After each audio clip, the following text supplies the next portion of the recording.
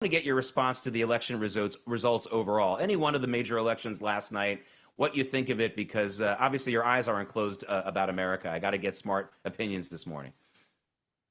Well, I have two major thoughts. First of all, it's unbelievable that you have someone that runs openly as a communist go into New York City and win an election. But I do think it's very telling if you've got even some Republicans that are having, pushing back on President Trump, pushing back on his agenda.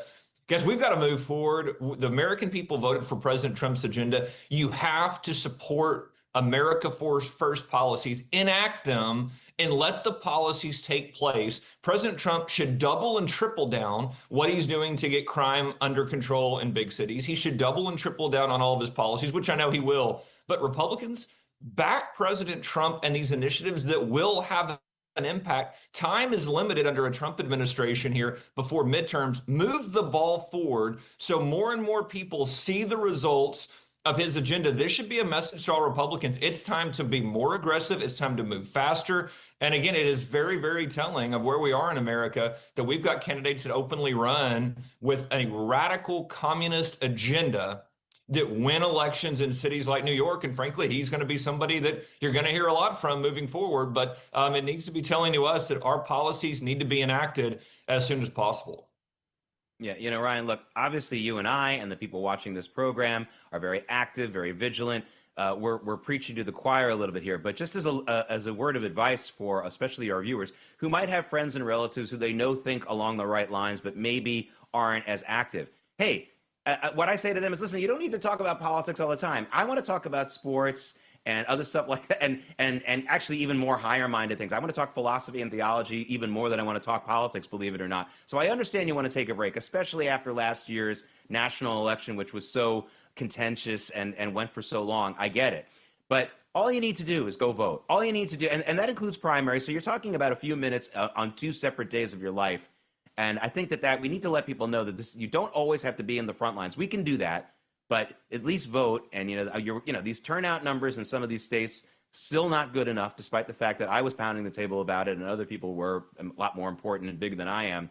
So that's an issue. Ryan, I want to talk about what you talked about right at the top, the socialism, communism aspect of this, because as someone who ran schools and someone who is still involved in the education system in this country, I'm wondering if maybe some of this can be blamed on our schools. Young people who, unlike you and I, were not taught what communism is. We're not taught about what this was all about, how it was a lie about trying to get the poor people to rise up against the aristocracy, but actually putting them in an even more dehumanized place than they were before.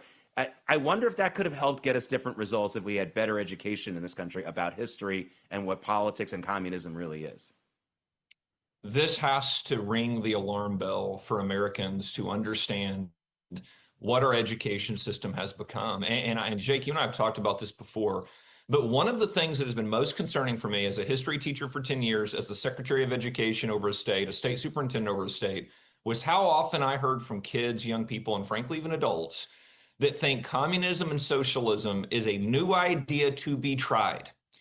And again, as a history teacher, the scariest thing when you study history is that people don't learn from the mistakes, from the lessons history teaches. When someone runs as a communist and is that open about it, if we had an education system that was functioning at all, most Americans should go, oh my God, absolutely no way. There's absolutely no way we want our country to be a communist country. But because we've allowed teachers' unions to take over our schools and actually promote communism, actually disregard all of American history, all of world history, what you have are young people that think that these answers to problems that they have, and listen, yeah, we want to lower costs on things. Yes, we want to focus on the economy. Yes, President Trump's got the policies to do that. And if you study history, you know that.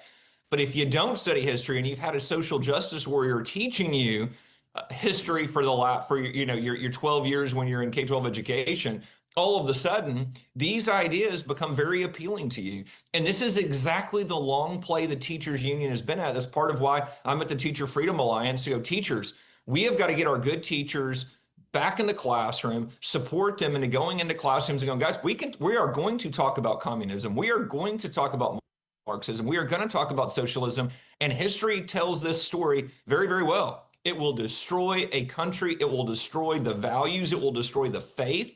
It has always attacked Christianity every time it's tried. It will destroy the family unit. Karl Marx is very clear on that.